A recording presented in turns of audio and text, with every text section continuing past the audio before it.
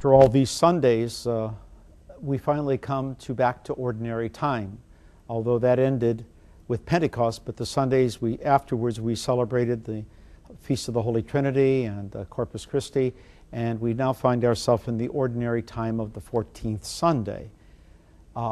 It's an opportunity again to go back to St. Matthew, whose Gospels we read during this A cycle of the church year. It gives us an opportunity to, again, take a look at those different aspects of our Christian life that we deal with. And I don't know about you, but oftentimes certain texts from the Scriptures make a real point where we are, particularly in our lives. I believe that I give praise to God the Father, as Jesus says in the Gospel this morning, for although you have hidden these things from the wise and the learned, you have revealed them to the little ones. Oftentimes, as I have gone through life myself and known many, many people, the simple faith of so many individuals have really touched my life. My parents, my grandparents. And just to be able to watch them in prayer and to see the different ways in which they honored the Lord. I still remember my maternal grandmother would not eat meat on Wednesday because she made a vow, a promise of thanksgiving. Many of you have experienced the same experience.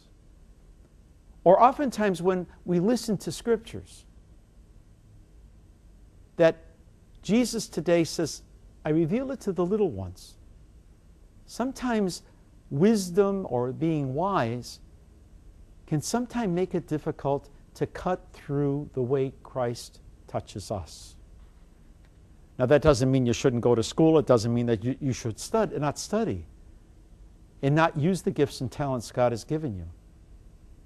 But never forgetting those simple things that we learned when we were growing up. The opportunity to say the rosary, for example, is a good example of that. Recently, the Divine Mercy Chaplet is a wonderful opportunity to reflect upon these words of Scripture today. Come to me who are laboring and are burdened, and I will give you rest. The mercy of Christ. The opportunity to again to understand that He understands. That He understands your limitations and my limitations. That He understands that we sometimes mess up.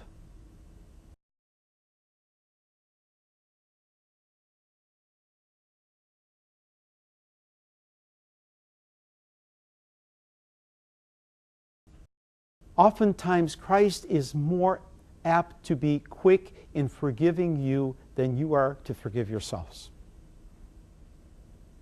And oftentimes in our lives, we live with some of that. It's kind of comes back to us. And it seems to me sometimes as we grow older, those kind of events of our youth that maybe we're not too proud of come back.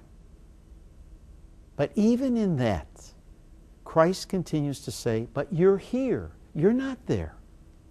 And you are trying to do the will of the Father as I have taught you, as the church teaches you.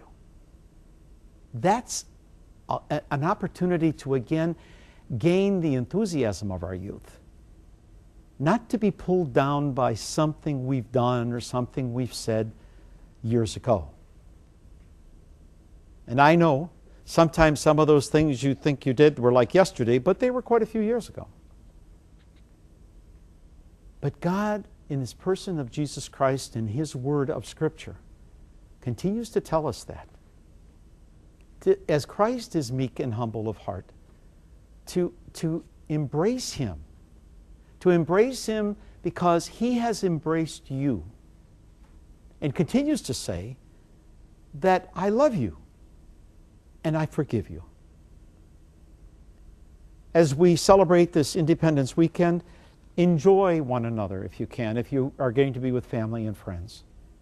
If people are going to come visit you because of the fact that you aren't able to get around as you used to, accept them and welcome them to your homes and to your places of where you're living.